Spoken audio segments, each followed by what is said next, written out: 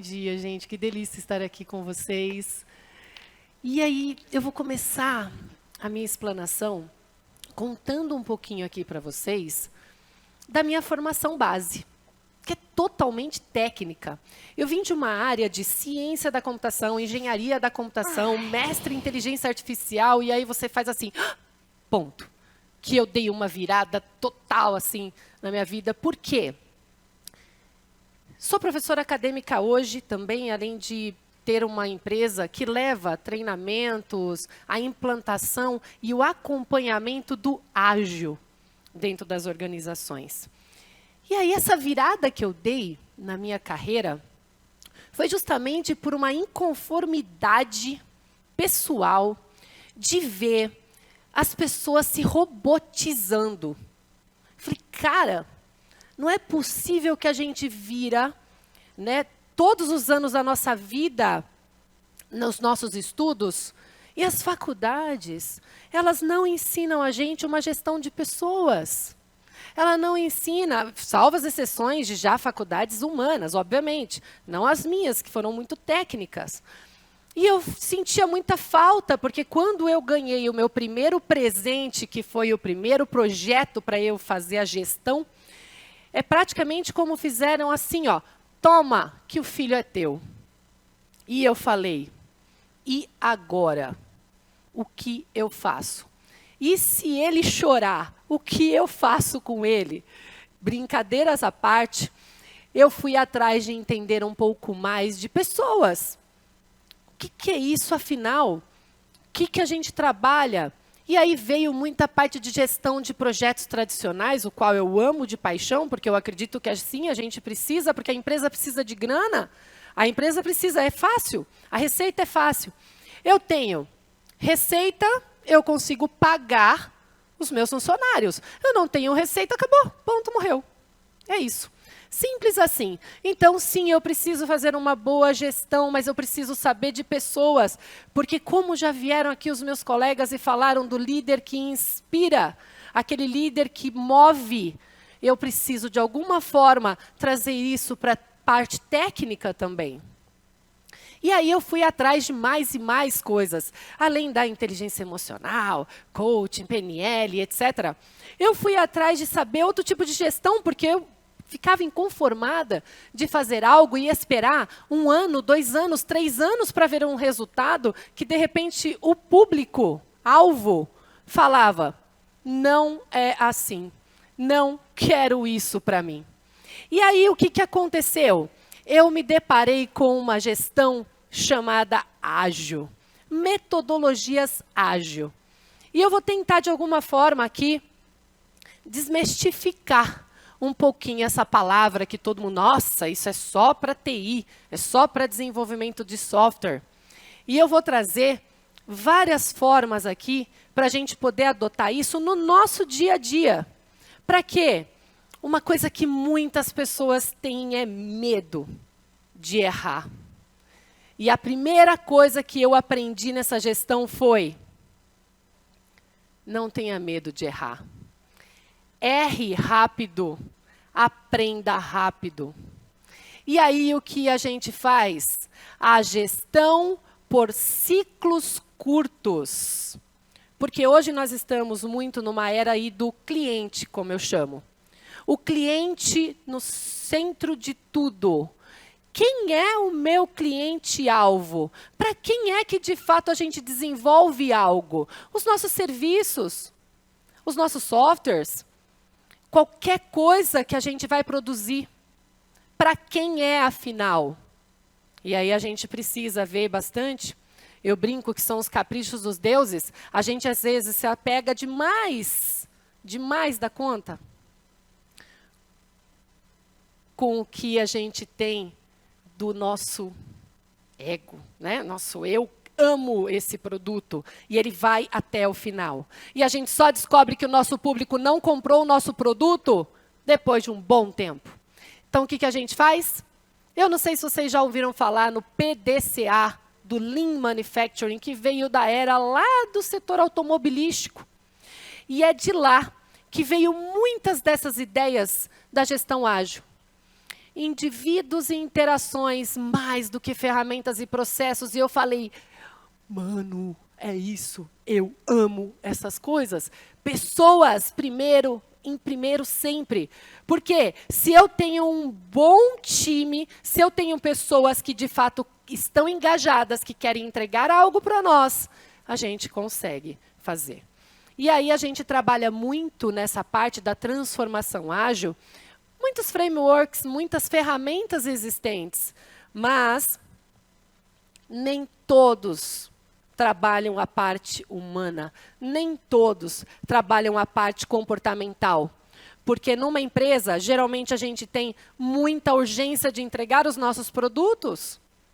E a gente quer esses produtos o quanto antes. Óbvio. A gente tem pressa, a gente tem ansiedade. Como controlar essa ansiedade toda?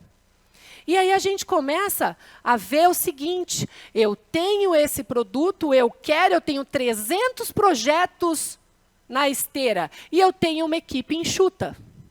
Porque a gente trabalha a parte enxuta, obviamente. E essa equipe enxuta, como é que a gente faz a gestão? Como é que a gente trabalha 300 projetos bombardeados ao mesmo tempo para a gente poder entregar? Então, aí vem o que eu coloquei em prática para a minha vida, para a minha empresa e que eu adoto dentro das organizações onde eu estou. E aí eu mostro até um pouquinho aqui para vocês algumas perguntas que eu preparei, né, para vocês, que é exatamente isso daqui, ó. Deixa eu vir para o lado de cá para poder facilitar um pouco mais.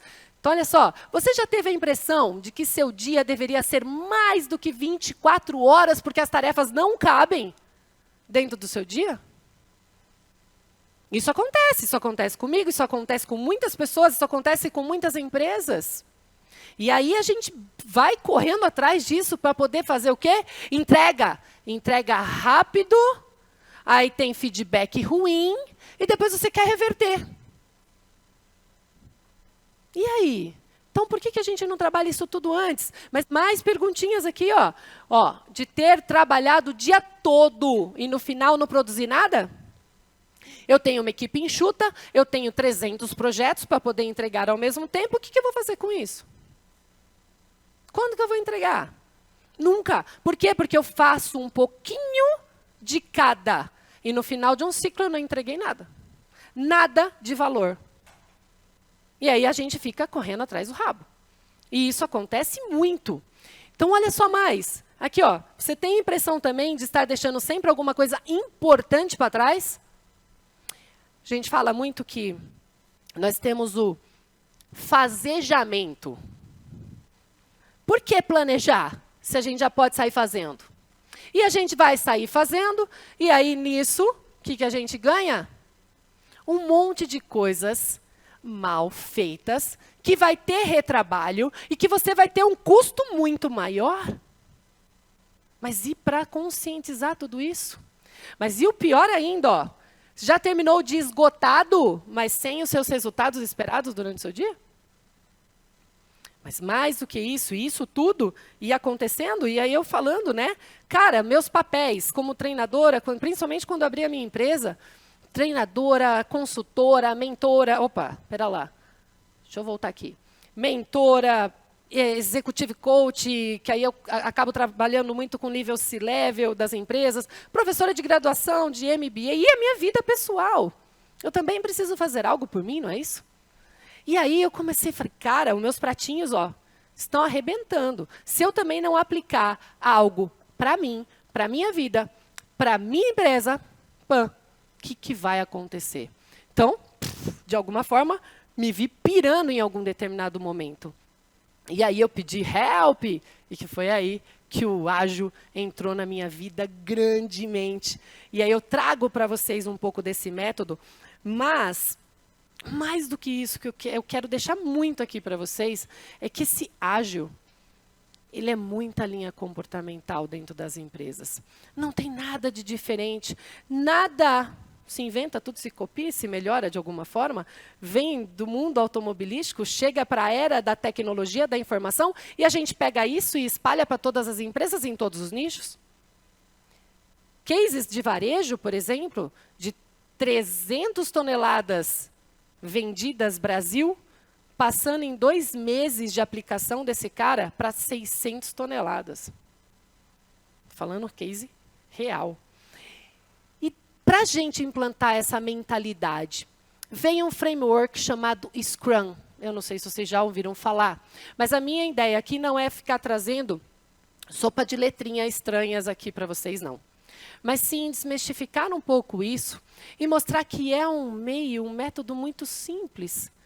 E que, particularmente na minha vida, eu acabei adotando vários frameworks e várias mentalidades. Por quê? Porque eu testo sempre. A gente já ouviu colegas aqui falar de testar? Teste rápido. E aqui a gente faz ciclos pequenos. O maior número que a gente tem de dias para a gente fazer um tipo de teste são 30 dias. Antes disso, que a gente sempre fala que a gente entrega por semana algum tipo de resultado. Eu gosto de trabalhar com a minha empresa e com os meus clientes de 1 em 1 semana. Para quê? Para errar rápido e aprender rápido. Então, o que eu trago aqui, né, para vocês, da luz do fim do túnel, que finalmente chegou aqui para mim, algumas verdades que me libertaram. Cadê? Agora eu venho para o lado de cá. Está para cá. Venho para cá. Ocupar-se não é produzir. A gente tem tarefas no nosso dia a dia que dá para a gente facilmente delegar. Que dá para a gente deixar outras pessoas fazerem. Mas tem tarefas que nós precisamos fazer. Tarefas que são imprescindíveis à nossa presença. Então, ok, vamos aprender a distinguir o que é um, o que é outro, o que de fato cabe a mim, o que de fato cabe à minha equipe. E aí, eu tenho mais aqui, ó. Tarefas nunca terminam. Você pode relaxar. Isso daí, para mim, me libertou demais. E se você não tem agenda, você acaba virando a agenda dos outros. Por isso que, para responder o WhatsApp, para responder algum tipo de mensagem, via rede social e etc., bloquinhos de horários para eu poder ficar disponível para poder responder, para eu não virar a agenda dos outros. E aí, mais importante do que isso, obviamente, não é a velocidade, é a direção. Por isso que a gente trabalha no ágil com metas.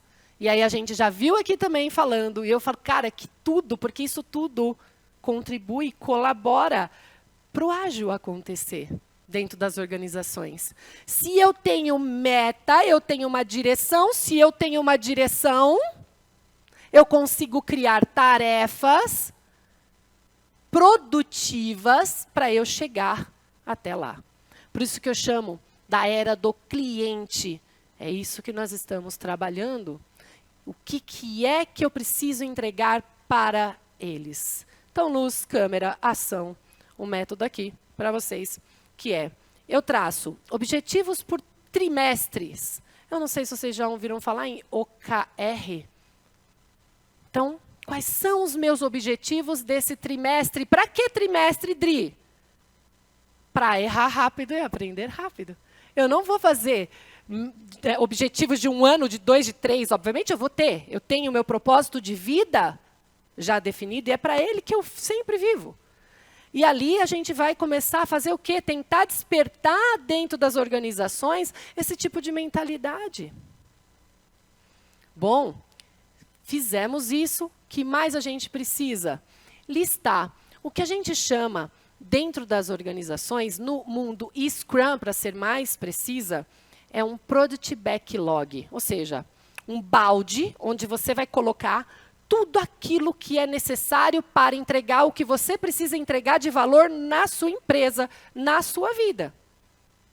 Ok? Depois que a gente monta isso, está aqui, ó, eu perdida com as direções.